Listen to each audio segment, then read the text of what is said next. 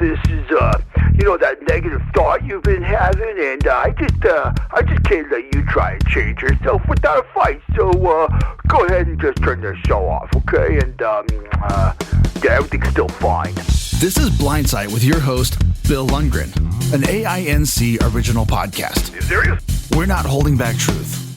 We're here to help you heal and become the best you possible. Here's the chair. Here's the pillow. Here's Bill. Hello there, listeners. This is Blindsight.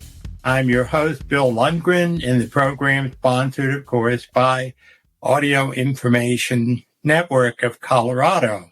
Glad to have you here, and I'm real excited that we're doing a second segment with Dr. Cathy Kudlick, and this time we're going to be talking more about I guess we'll call them the modern people that we're looking at in terms of blind leadership.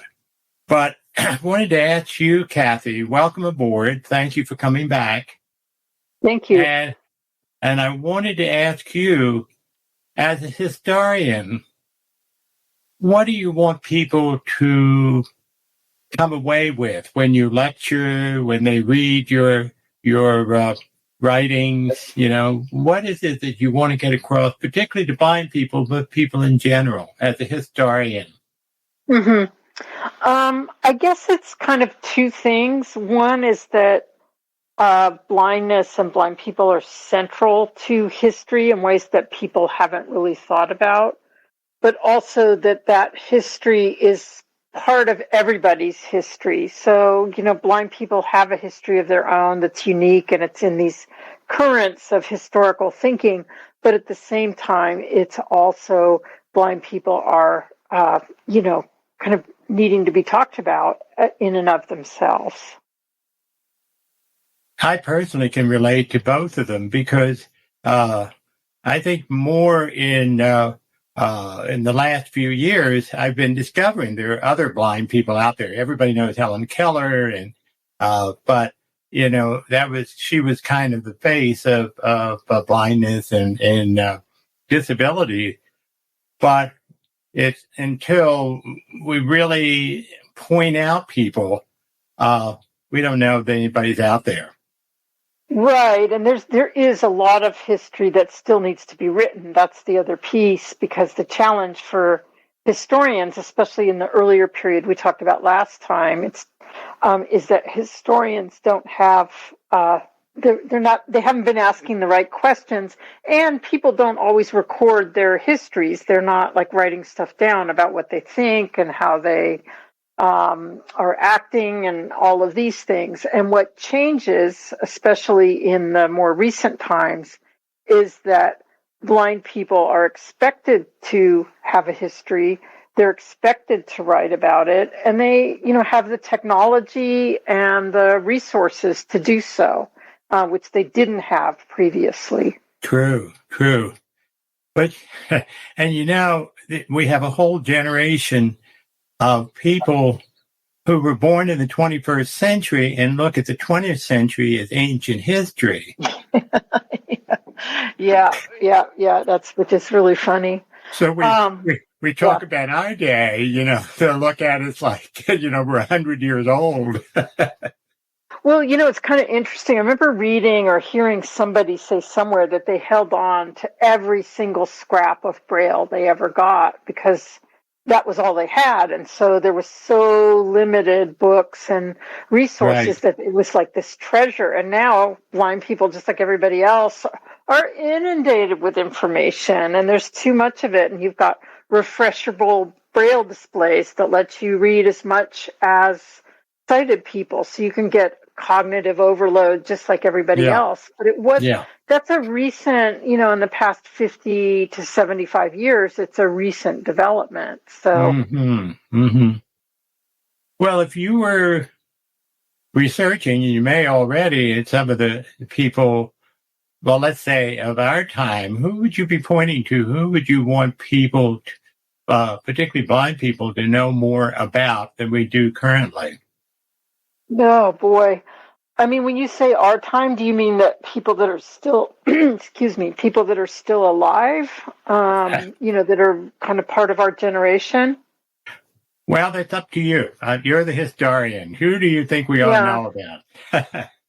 Well, there's lots and lots and lots of people that are doing really, really interesting work, and I hesitate to single any one person Sure. out because that could bring up like 50 other people I didn't mention. Right. So Right. I would say that whatever you're interested in, there's a blind person or two or three or 50 connected to it and doing really, really interesting work. And Mm-hmm. either, in the creative fields, in scientific creative fields, in arts, in literature, in everywhere that blind people are making a mark. The issue is to really think through, are they making a mark because they're blind people, in which case, maybe they Good have point.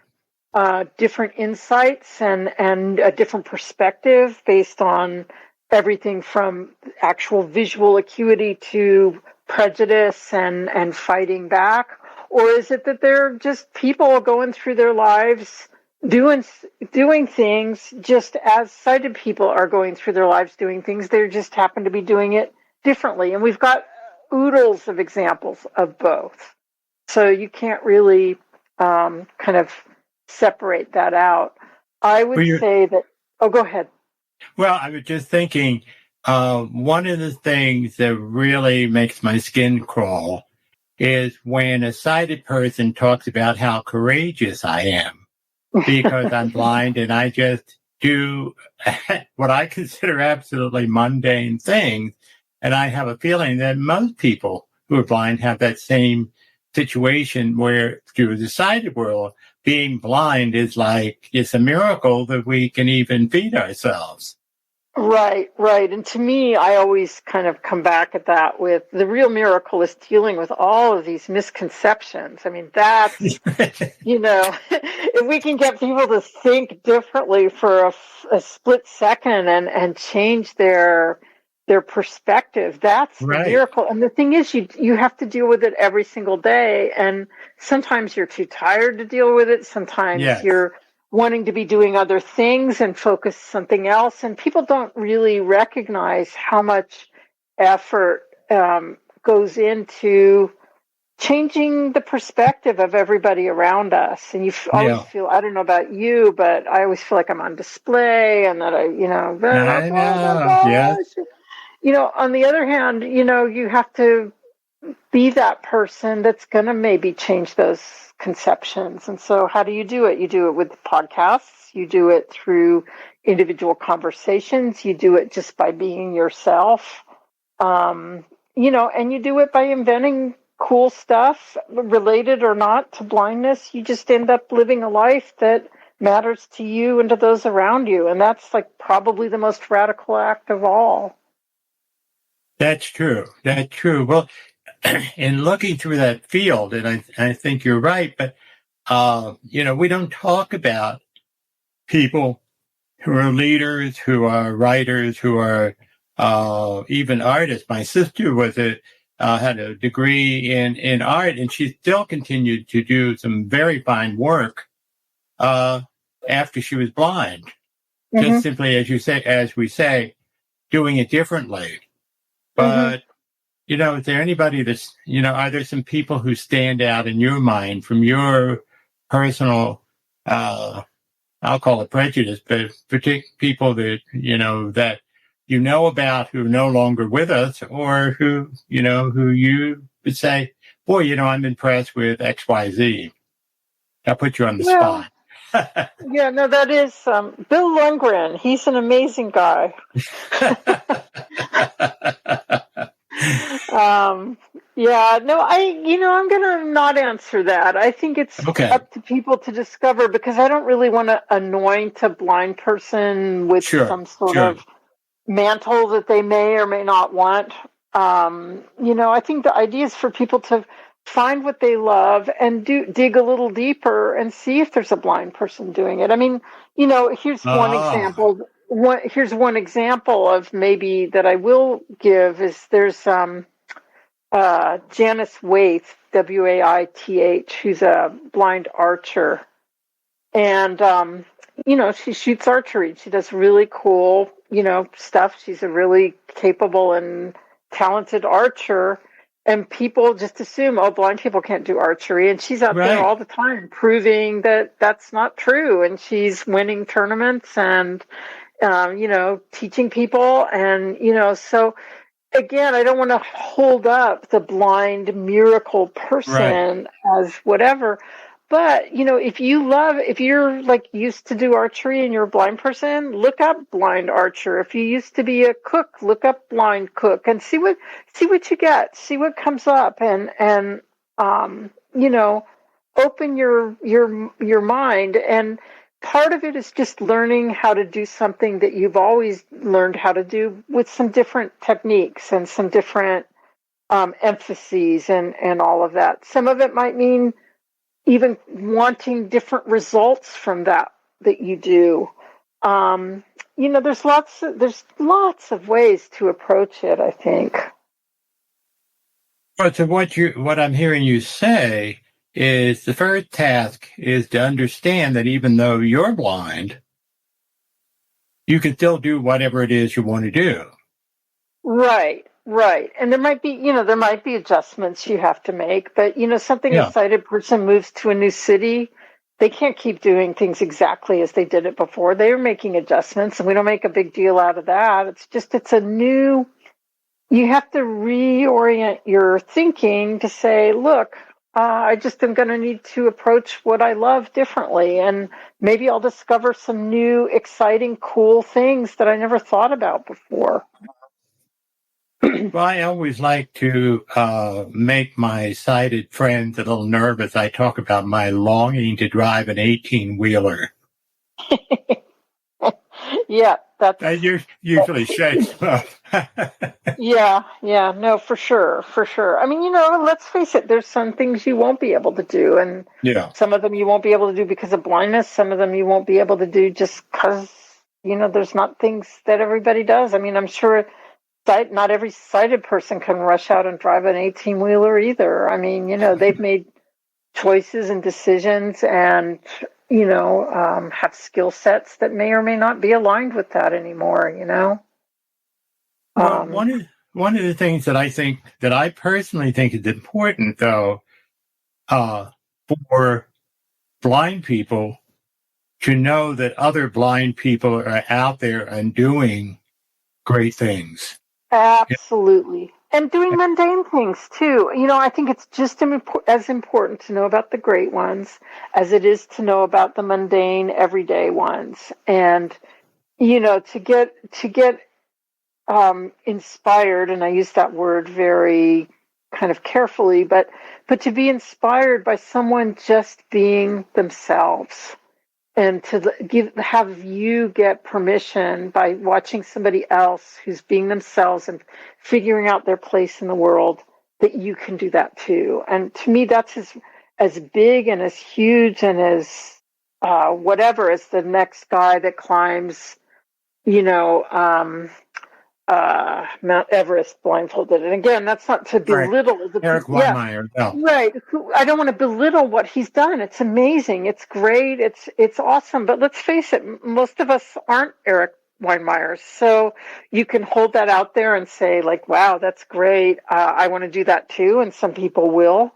But you can also hold it out there and say, oh, shoot, I'm really failing and falling behind because I'm not. And you're not. You're just a person, just as not every sighted person climbs, Mount Everest. Not every blind person's going to do it. So these models of people that are achieving and growing and expanding and all that are great to see a wonderful idea out there, but they're also, we can't hold them up as that's how all people should be.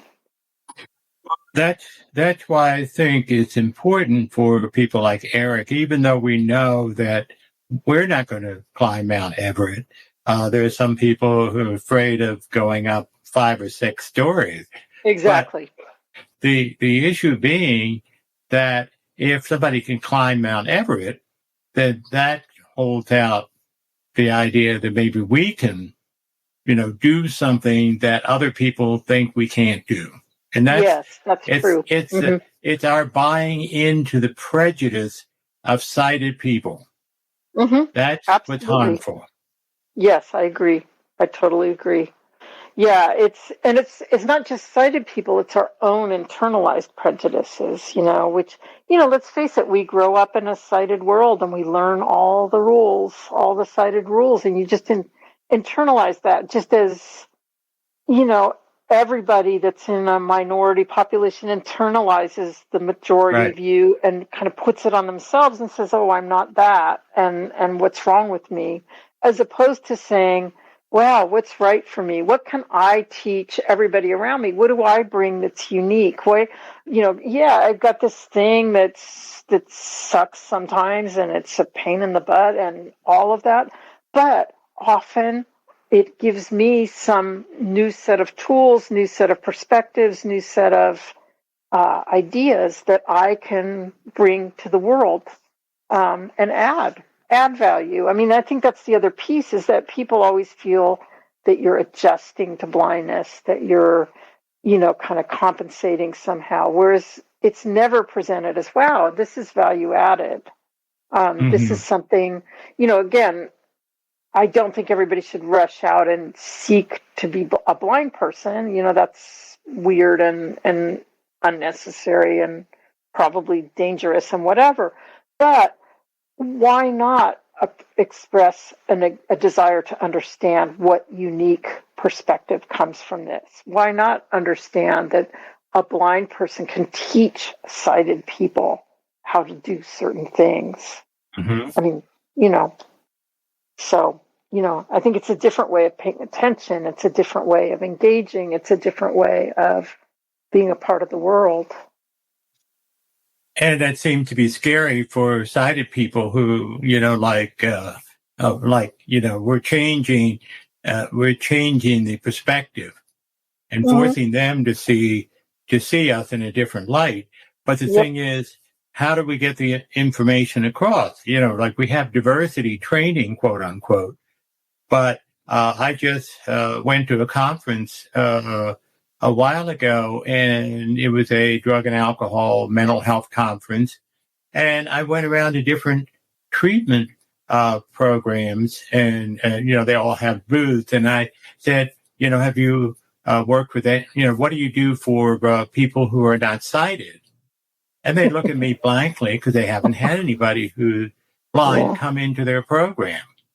Yeah. And they don't have the first thing, and we have to educate them. Yes, there are blind people who run into trouble with substance abuse and mental health issues, but this is what you do. And I understand at least they talked about at that conference possibly inviting me, your token blind person, to do a presentation to educate the treatment folks as to what they have to do or what they should do. And, it gets something started, not to stand up as a hero, but it's just to say, look, I have a different perspective about treatment. Exactly. Yeah. No, that's absolutely right. So diversity has to include that. Diversity has to, when they do diversity, or wouldn't it be wonderful if, maybe you disagree, but let's say someone is teaching a course in literature, would just offhanded say, oh, this happens to be a person, or include in the curriculum some people with different viewpoints in terms of disabilities. And you say, hey, not everybody is sighted and has a wife and 2 kids and a house with a picket fence. Yep. No, that's absolutely right. And the thing is, what you're touching on is it's all of a bigger piece. It's sort of, it's related to media. It's related to images that we get in daily life. It's related to who we encounter and what we value in society that allows people that are different in terms of disabilities and other kind of just other differences in general, which overlap with all the differences. It depends on who we are kind of exposed to as a society and as a culture. Mm-hmm. And so it starts with media. It starts with just encountering people on the streets. It starts with academic conferences. It starts with classes. All of these things are of a piece that all shape what makes us realize how we think about things. And I guess that one of the invitations I offer to people when I'm talking about some of this is I say, stop and think for a moment the first time you remember learning about somebody with a disability, of whatever the disability was, or the first time you thought about a blind person, or the first blind person you ever met, and have them just sit with that for a minute and understand what was going through their heads and where they got the images from. And I sometimes will press them and say, well, what about popular culture and a movie and a book and a TV show, any of these things? Where did it come to you from? And there's not that many. And two, the ones that are there are either, like you mentioned Helen Keller before, kind of that's the image everybody remembers and retains from school. But there's never like just a cool blind kid that's around, that's just part of stuff and, part of the world. So we need more of that. Well, the thing is, if I were to, say, okay, well, where do the sighted people find out about these people? If we don't see, there's a contradiction in a sense we don't want people to talk about it, but at the same time, the sighted people won't know anything about us unless we put ourselves out there. Mm-hmm. Agreed.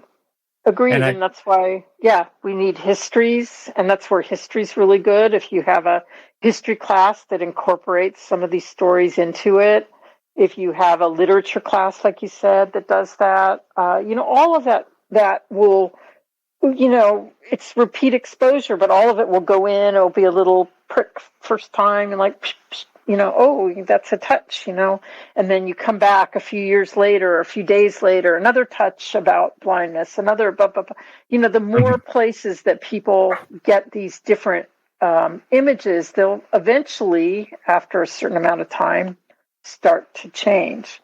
And most of that change happens from family members, but that's a huge role for somebody to be engaged in all the time. So. Well, some names that of course pop to mind, and I'm thinking of Bocelli, the opera singer, because he's out there. Everybody says, "Oh, yeah, right there, they can sing." Now, why they didn't think blind people could sing before, I don't know, but that's what people express as surprise and sing well. Right. Well, you've got Stevie Wonder, you've got all those blues musicians from forever, from a long time, 19th century musicians and others.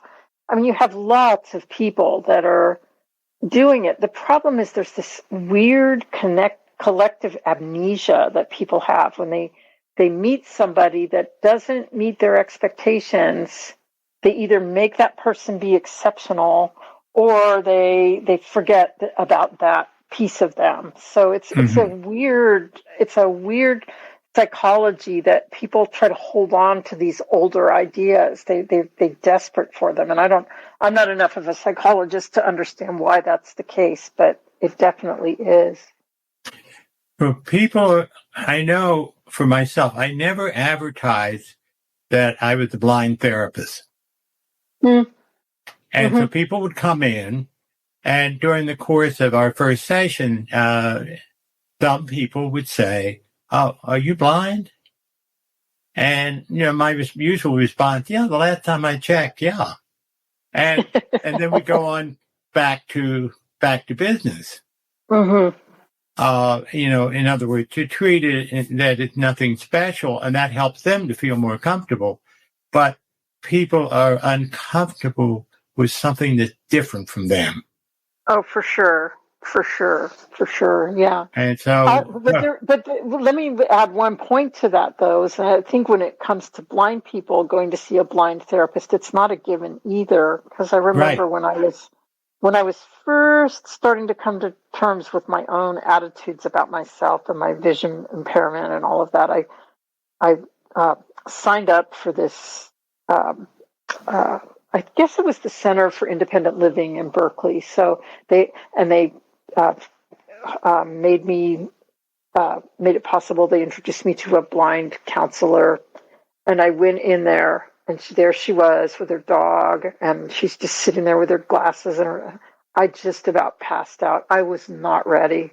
And my prejudice about myself ran so deep. I was ready to flee. In fact, I might have, and I never went back. And, the envelopes would arrive in the mail that said something about blind this or blind that on it. And I was mortified. I felt like this big stigma X was on my house, So it takes a lot of work. I mean, I feel now I'm, much, much better than I was many years ago. Not perfect all the time. I have my little moments, where I'm a little ashamed or shy or whatever.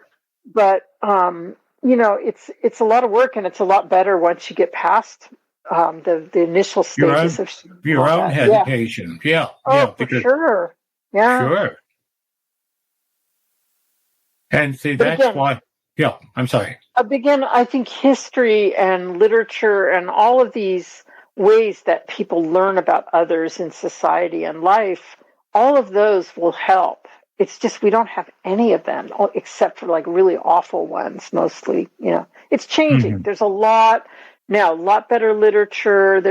Even as a starting place, the New York Times series on disability, where I've published a couple of articles, they have some good stuff on, all of blind people and disability in general. And it's great to meet other people. I recommend the Kernel books from NFB, and I don't know how they're distributed anymore. I think they're online. I don't even know if they're still published, but each one is it's filled with these little vignettes of people overcoming prejudice, blind people overcoming prejudice of themselves and of other people. And it's like eating salted peanuts. It's like, wow, what's going to happen in this story? What's going to happen in this one? Little short, like 2-3 page stories. They all end with kind of celebrating the National Federation of the Blind, which, you may or may not want that to be your messaging. But they're really, really good stories that help you, and it certainly helped me, I should say, get past a lot of the prejudice and a lot of the negative self-talk and all of that. It's like, oh, there's a person that's doing that. Like they meet a sighted, the sighted parents of a sighted date, those kinds of things. And they describe it and they're funny or they're, whatever. Anyway, I think they're totally worth reading. That'd be a good resource if they're still available through the NFB. Because again, somebody has to kind of wave this and say, hey, we're like the rest of the world. Yeah. Exactly. And there's one of my favorite ones was about this blind couple that adopted a blind cat and how they had to kind of deal with that. It was really, really well done, I thought. Yeah. And, just like, whoa, it's like I figured this out for me, but what do I do for the cat, Yeah. And it was kind of sweet. Yeah, that reminds me when I was visiting some friends, their dog had just gone blind, and I have my guide dog. And for the whole time we were visiting, the dog who was blind was leaning against my dog, and my dog would guide him. It was a guide dog for the blind animal, and they run out. He would lean against Hugo then, and lean against him, and they would run out to the front yard. And of course, once he was in the front yard, he knew he was okay. And then, Hugo would guide him back into the house when they needed to come in, which again is an example of say, wait a minute, there are ways around some of the limitations that we place upon ourselves. And what you were describing, some limitations you placed on yourself until you got adjusted to the idea of blindness. Yep. And, Yep. And the adjustment took years. I mean, it took years. It took therapy. It took, really recognizing myself and then starting to read about history and all these other things. And, our time together at the Colorado Center for the Blind, I thought was amazing. I mean, I overcame so much there of my mhm. fears and my bad image and just meeting people and bonding with people. And, it was once that cloak of shame and whatever lifted, it was incredible. I felt like there was no stopping me once that happened. Yeah. Well, and that's one of the things, particularly for those who are in the family, is trying to protect them. One of the ways they protect them is to keep them away from other blind people because, blind people don't know what to do in their minds. Yeah. Or It just reinforces everything. Sure. or like the attitude that you told me about meeting somebody on a bus who you were talking with her about blindness, and she just said, as a matter of fact, if I were blind, I would kill myself. What? Yeah, that was a nice cheerful moment. Yeah. Yeah, exactly. So, I thought, lady, you've got really limited resources, yeah. Maybe I'm sorry for you. I was really, I genuinely felt sorry for her. I know she was trying really hard to feel sorry for me because of whatever, but wow. I mean, I think my pity ran way deeper than hers. Well, maybe not. Maybe it was a different flavor of pity. I don't know. Different flavor, yeah. But you see, that's the other piece. We don't want people to feel sorry for us unless it's to, I have to admit, there's sometimes I use that a little bit to get some things that I want, so I don't have to expend so much energy. But, on the whole, we want them to just see us as normal people with a difference that we just learn to compensate. But that makes all of us heroes. If we can do that just to ourselves as well as to other people. But boy, our families will tend to hide us. Friends, people are afraid to let us go out the door. And that's what's injurious to us. Yes, I agree. And so we have to look at who are the role models, because I think you're right in being around blind people on an ongoing basis. I remember my vocational rehab counselor, who happened to be the a state president of the NFB. So he was, which I knew nothing about at the time, but he said you could stay in Philadelphia and they'll teach you how to make a casserole and take you out with white cane out on an empty parking lot. Or you can go to a program where a training center where you immerse yourself with other blind people, with blind instructors, and oftentimes that's the only way that we can learn a different attitude and have a different attitude. But again, and also find out who is out there who's making things happen. Even though I say, in addition to being blind, they're making things happen, and that's why I'm kind of pushing you a little bit to say, okay, who's an example in someone who you particularly know that I won't say as a role model, but just an example that people can find out. We can talk about Homer.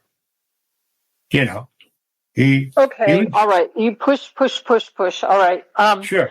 I recommend that people check out Thomas Reid, R-E-I-D. He has a podcast called Read My Mind Radio, R-E-I-D, My Mind Radio. It's fantastic. He's, pushing all sorts of edges, all sorts of limits, and he's just smart, and he's a great interviewer too.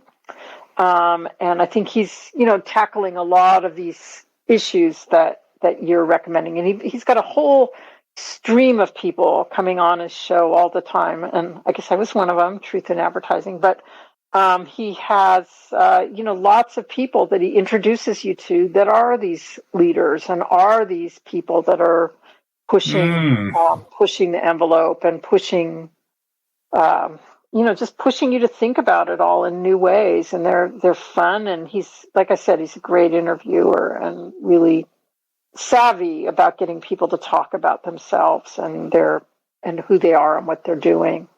Mm-hmm. And it's very warm, and yeah. And that's a good resource, because that is really, if we can move in this day and age, move blind people who have blindness to the forefront, at least to our own community, and say, look, you don't have to hold yourself back. And that was one of the advantages of the training center with the instructors of blind. They would say, oh, we don't have to be sighted to survive, or we don't have to accept less than.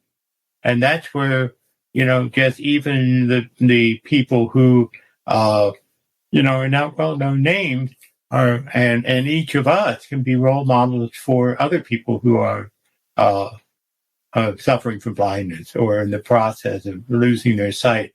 But we have to be willing, and all of us, to be noticed. Yep. In a positive way. Sure.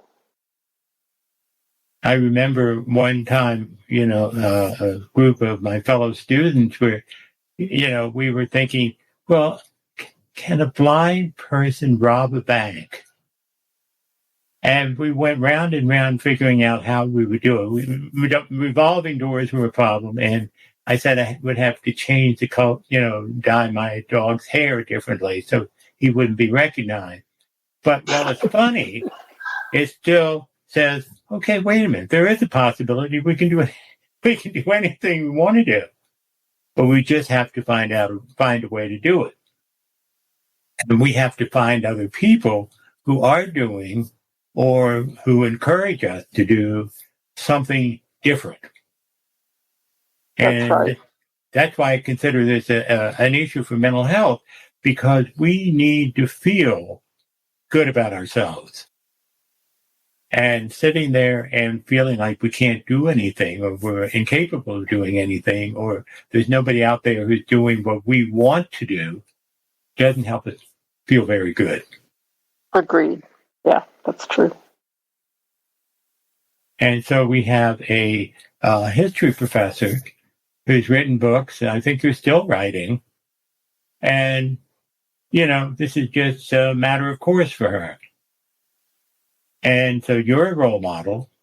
And, and also, the lecturing, plus you speak French as well as English, which I admire just right there. It has nothing to do with blindness, just being able to talk in two languages. But it's a miracle as far as I'm concerned. But again, it's when we stand out there and say, okay, I have a blindness issue, but no big deal. True. This has been great, Cathy. I really appreciate it, and particularly are looking at our fellow Americans and kind of encouraging. I hope anybody who's listening to this feels encouraged to just decide what it is they want to do and know that they can do it, even if they have vision loss. And that's all we can do, right? That is absolutely true. Cathy, thank you. And we'll keep in touch. Sounds great. Thanks for having me on. My pleasure. And to our listeners, thank you for listening in. If you have any comments or any suggestions, pass them on to us, to Blindsight, through our website at the AIN of Colorado. I think it's aincolorado.org. And let us know what you'd like to hear or how we can do better. Thank you very much, Cathy. And to all, take care. This has been Blindsight.